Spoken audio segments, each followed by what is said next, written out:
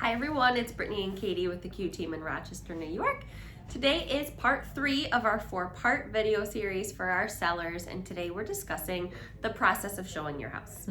So at this point, we have listed your house, we've started our marketing, which has led to showing appointments. So this is the fun part. So before you have your showings, we want to discuss kind of what you do. Yep. First things, make sure your house is absolutely spotless. Perfect for your showings. This is going, your buyers have had their first look and they've liked it enough to schedule an appointment to see it in person.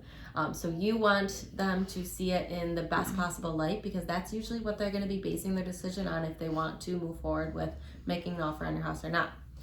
You also want to make sure too that all people, pets, everyone is out of the house. I was just gonna say that. So many people ask us, like, should we be home for this? No. No. Well, we want the buyers to be able to go through and feel comfortable and be able to, kind of candidly be able to walk through, talk with their agent, discuss the things about your home that might work for them. And if it is possible, I know it's not always possible, and we understand that, but pets is a big one. If you can get your pets out of there, it's ideal, because some people don't like pets, some people are allergic to pets, and it just, if there's no distractions, they're focusing on your house. Exactly, which is what we want.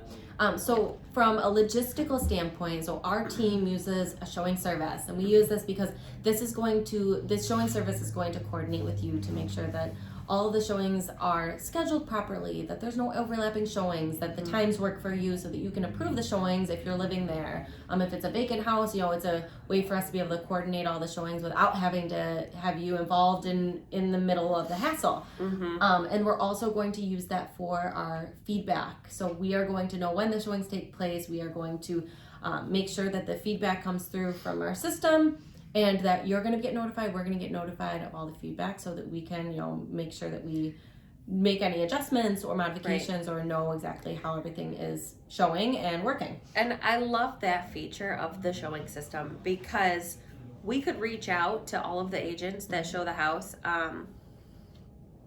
and if they're busy, they're not going to get back to us, which is understandable. People are running like crazy right now. Yep. But if they're getting an email that says, our sellers would greatly appreciate some feedback. We know that you showed it to your buyers today. If you could just take a quick couple minutes, let us know your thoughts. When they do that, it's going to come to you and us at the same time. So we're both getting the honest, raw feedback from the showings simultaneously, so that we can keep track of who's been through, what they thought, and if any changes need to be made, like Brittany said. Yep. And so, ideally, our home will be listed, and early on in the listing process, we will receive, an offer, maybe multiple offers. If not, we will use our feedback and make adjustments. So, if some feedback is that they think it's priced a little high for the market, then we can make a modification on the price. Or if they think that, maybe it has a strange, odor, we can make sure that we take care of that and figure out what the issue is. Or, something that you might live in every day. Maybe you have a large dog that has a little bit of a dog smell in the house. It might be totally normal, but that might be, potentially, offensive to someone else's nose, and we can make adjustments for that. Right. And it happens. Oh yeah. Totally. But we can fix smelled it all. So let's say, everything was great. We had a bunch of showings, and we received an offer or multiple. What happens from there? So when we do receive an offer, we will let everybody else know that has shown the house that we have received an offer. That gives them the opportunity to submit an offer if they were interested, so that they can compete with the one that we already have. So we'll collect as many offers as we can, and then we're going to review all of them together. We're going to look at price, we're going to look at terms, we're going to look at contingencies, inspections, financing, all of that stuff, and we are going to compare them side by side to see which one makes the most sense for you. It might not be the one with the most money, it might not be the one with the quickest close, or it might be the one with the most money, or it might be the one that can close quickly. It's dependent on everything that we've determined at your listing consultation are the important things, your wants and your needs. And that's what we're going to match up. We're going to revisit that conversation. We're going to say, I know that the money is important, so this one has the most money that they're offering us, and this is the timeline, and these are all of the contingencies. Can we accept that? Yep. So if we have multiple offers, we're gonna help you figure out how to navigate through all of those.